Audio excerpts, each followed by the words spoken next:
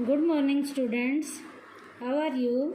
Today's topic is working capital.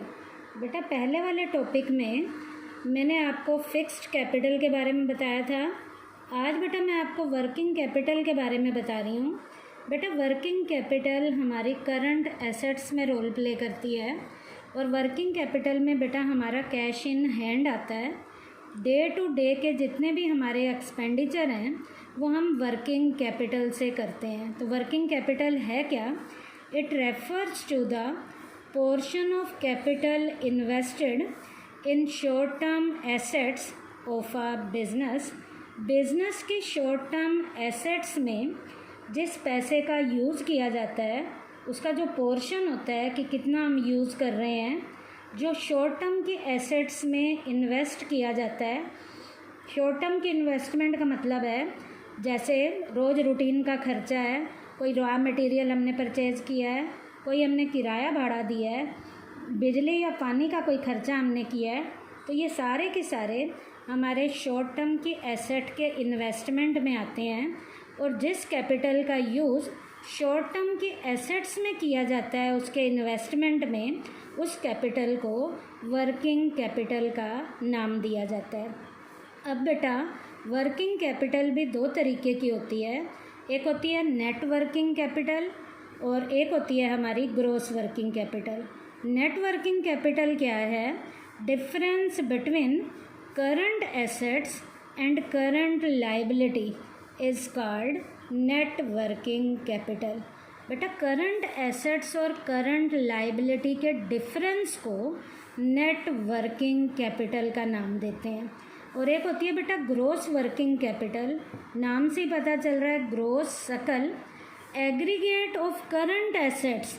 जितने भी current assets हैं उनका सम टोटल, उनका सामूहिक स्तर, उनका एग्रीगेट लेवल क्या कहलाता है? Gross working capital. इसका मतलब ग्रॉस वर्किंग कैपिटल क्या है? Aggregate of current asset is called gross working capital. अब बेटा यहाँ करंट एसेट्स में क्या क्या आता है? करंट एसेट्स होती क्या हैं? It refers to those assets which get converted into cash within 1 year. बेटा करंट एसेट्स में सारी वही की वही एसेट्स आती हैं जिन्हें कैश में 1 साल के अंदर कन्वर्ट किया जा सकता है।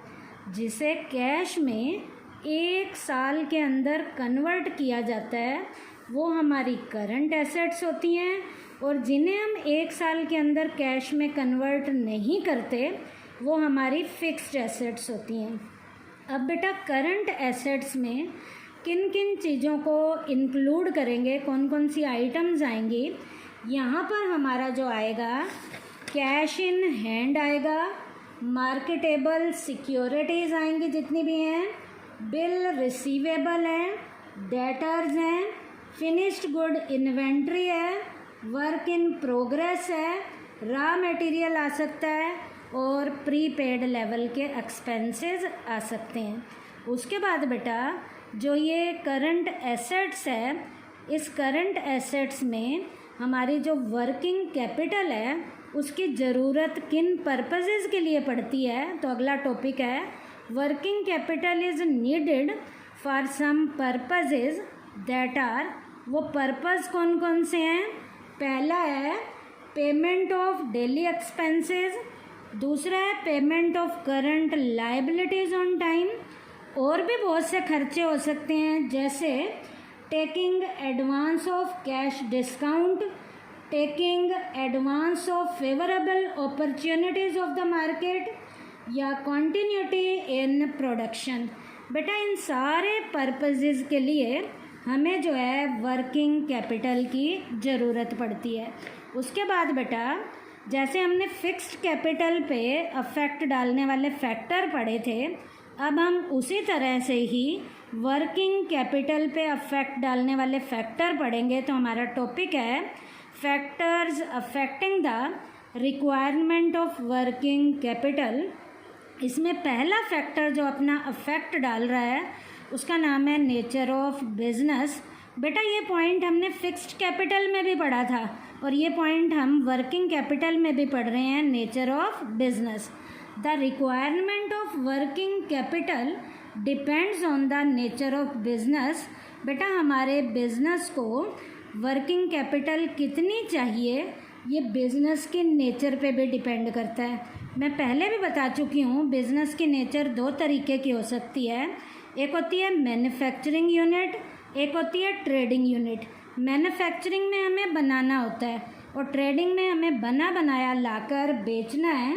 बेटा यदि यहाँ पर मैन्युफैक्चरिंग यूनिट है, इसका मतलब अभी हमें बनाना है तो वर्किंग कैपिटल की बनाने के टाइम पीरियड में ज़्यादा ज़रूरत नहीं पड़ती। जो ट्रेडिंग वाली हमारी यूनिट है उसमें बेचने के लिए हमें वर्किंग कैपिटल की ज़रूरत ज़्यादा पड़ती है।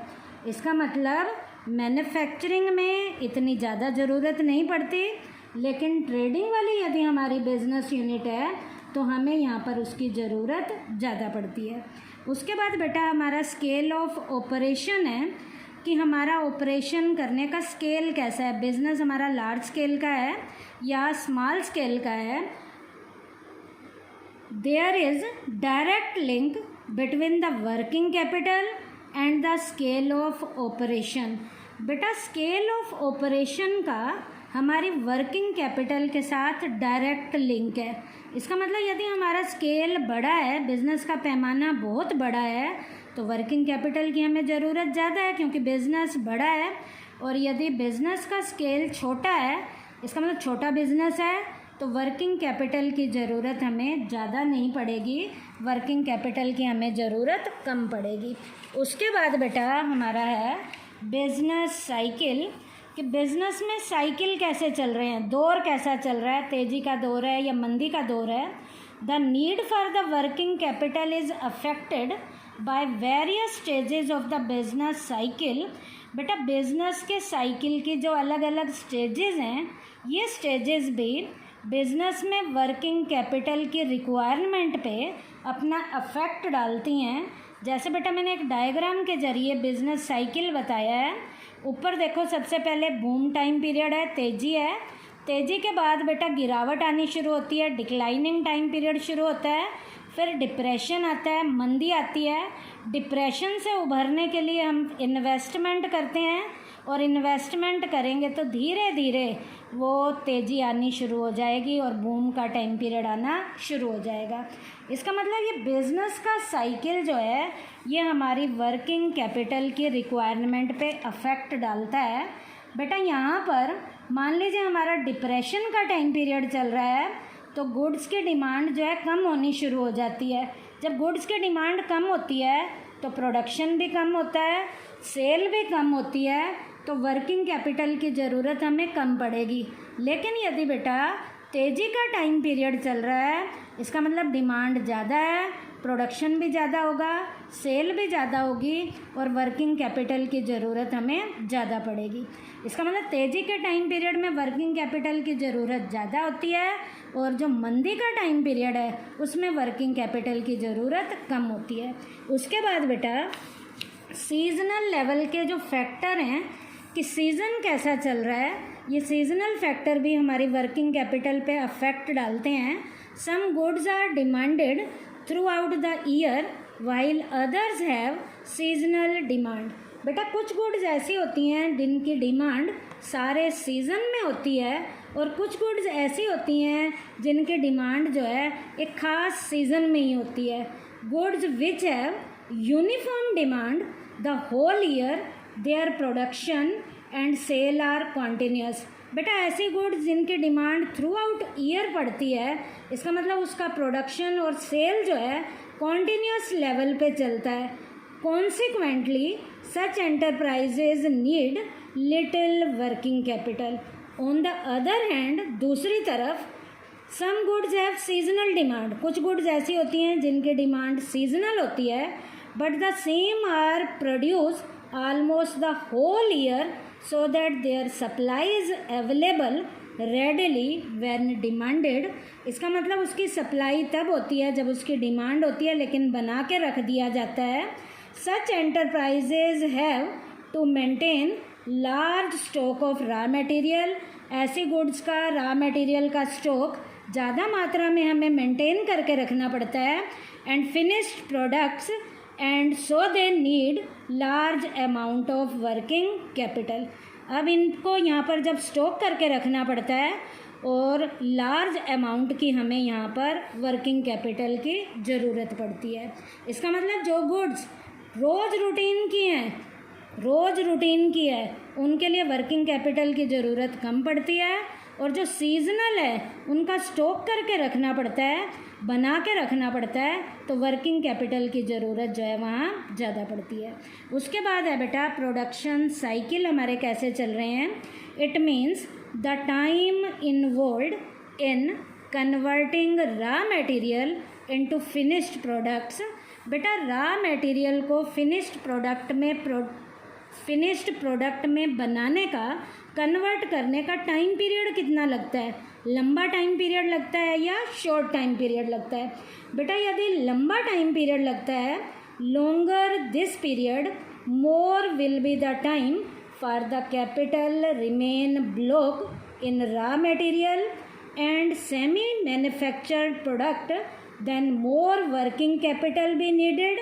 ऑन द कॉन्ट्रेरी, दूसरी तरफ where period of production cycle is little, जहाँ पर प्रोडक्शन का साइकिल छोटा होता है, less working capital is required. जहाँ बेटा थोड़े टाइम पीरियड में माल बन जाता है, वर्किंग कैपिटल की ज़रूरत कम है।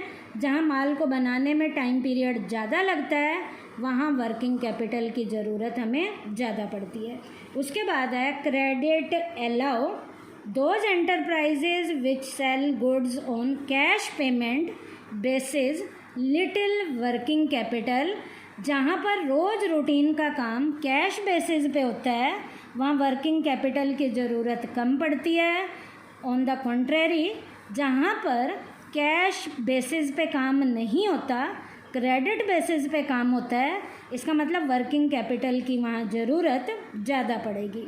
उसके बाद है credit availed if raw material and other inputs are easily available on credit, less working capital needed. बेटा यदि रॉ मटेरियल और बाकी चीज़ें हमें मार्केट में उधार पे मिल जाती हैं, तो वर्किंग कैपिटल की ज़रूरत हमें कम पड़ेगी। और बेटा यदि ये सारी चीज़ें हमें उधार पे नहीं मिलती हैं, हमें कैश बेसिस पे लेनी पड़ती है, तो वर्किंग कैपिटल की वहाँ ज़रूरत हमें ज़्यादा पड़ेगी। उसके बाद है ऑपरेटिंग एफिशिएंसी, कितना हम एफिशिएंटली ऑपरेट कर सकते हैं, कितना हम अच्छे से काम चला सकते हैं। It means efficiently completing various business operation, business के ऑपरेशन को हम कितनी अच्छे तरीके से चला पाते हैं। Operating efficiency of every organisation happens to be different. बेटा हर बिजनेस यूनिट की ऑपरेटिंग एफिशिएंसी जो है अलग अलग होती है। Some such examples are converting raw material into finished goods at the earliest, या second selling the finished goods quickly, या quickly getting payment from the debtors. A company which has a better operating efficiency has to invest less in stock. जिसकी बेटा efficiency better level की है, उसे जो है stock में इन्वेस्ट कम करना पड़ेगा। And the debtors therefore it require less working capital. और दूसरी तरफ in case in different in respect of company which less operating efficiency, दूसरी तरफ ऐसी कंपनीज होंगी जिनकी एफिशिएंसी का लेवल कम होगा, तो उनके ऊपर अलग होगा। उसके बाद है availability of raw material. Raw material भी हमें इजीली अवेलेबल हो जाता है या नहीं हो जाता, इसके ऊपर भी वर्किंग कैपिटल हमारी डिपेंड करती है। It also influences the amount of working capital. बेटा रॉ मटेरियल कितना जल्दी अवेलेबल हमें हो जाता है, उसके ऊपर भी वर्किंग कैपिटल डिपेंड करती है। बेटा रॉ मटेरियल इजीली अवेलेबल हो जाएगा तो वर्किंग कैपिटल की हमें ज़्यादा ज़रूरत नहीं पड़ेगी, और रॉ मटेरियल यदि इजीली अवेलेबल नहीं होता, इसका मतलब हमारे पास कैश इन हैंड हमारे हाथ में होना चाहिए, तो तो हमें वर्किंग कैपिटल की ज़्यादा ज़रूरत पड़ेगी। तो ये बेटा हमारा टॉपिक था आज जो मैंने आपको कराया है, वर्किंग कैपिटल के बारे में बताया है। उसके बाद मैंने 2 वर्किंग कैपिटल बताई थी, नेट वर्किंग कैपिटल और ग्रॉस वर्किंग कैपिटल। उसके बाद करंट एसेट्स बताए थे, करंट एसेट्स में क्या क्या इंक्लूड किया जाता है वो बताया था। करंट एसेट्स का यूज़, जो वर्किंग कैपिटल का यूज़ है वो किन काजेज़ के लिए किया जाता है, और उसके बाद वर्किंग कैपिटल पे अफेक्ट डालने वाले फैक्टर बताए हैं। और वो फैक्टर जो हमारे थे, नेचर ऑफ बिजनेस का था, स्केल ऑफ ऑपरेशन का था, बिजनेस साइकिल का था, सीजनल फैक्टर था, प्रोडक्शन साइकिल था, credit allow, credit avail, operating efficiency और अवेलेबिलिटी ऑफ रॉ मटेरियल था।